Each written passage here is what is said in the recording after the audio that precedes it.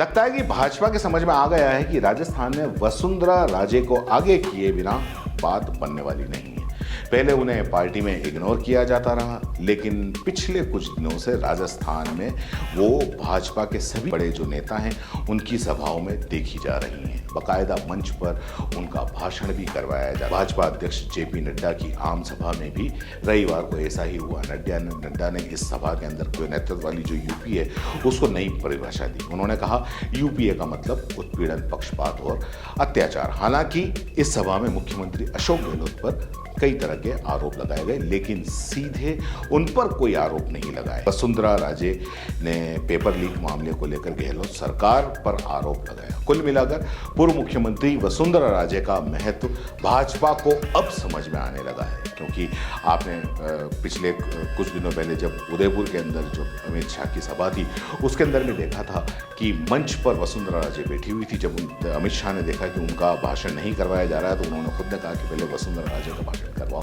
और उसके बाद में ये समझ में आने लग गया है कि राजस्थान के अंदर अगर मान लो भाजपा को जीत दिलानी है तो कहीं ना कहीं वसुंधरा राजे को आगे करना पड़ेगा। वैसे भी राजनीतिक हलकों में पिछले कई दिनों से यह चर्चा जरोबर है कि वसुंधरा राजे को आगे नहीं किया जाता है तो राजस्थान में भाजपा की जीत मुश्किल हो जाएगी। मुख्यमंत्री अशोक गहलोत भी अपने भाषणों के अंदर बार बार वसुंधरा राजे की प्रशंसा इसीलिए करते रहते हैं ताकि भाजपा उन्हें गहलोत की मददगार मानकर किनारा कर दे।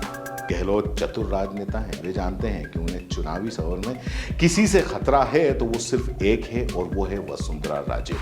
बाकी सब स्थानीय भाजपा नेता से निपटना वो अच्छी तरह से जानते हैं।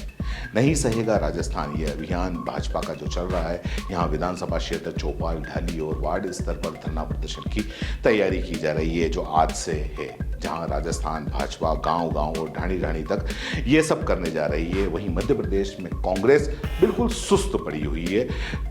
चुनाव करीब होने के बावजूद कांग्रेस में वैसी हलचल नहीं दिखाई दे रही है, जबकि फिलहाल मध्य प्रदेश में कांग्रेस के चांस राजस्थान से भी ज्यादा अच्छे दिखाई दे रहे हैं। यही नहीं, मध्य प्रदेश में जो हाल कांग्रेस के हैं वही छत्तीसगढ़ में भाजपा के भी हैं। पिछले 5 साल से छत्तीसगढ़ में भाजपा सोई हुई थी।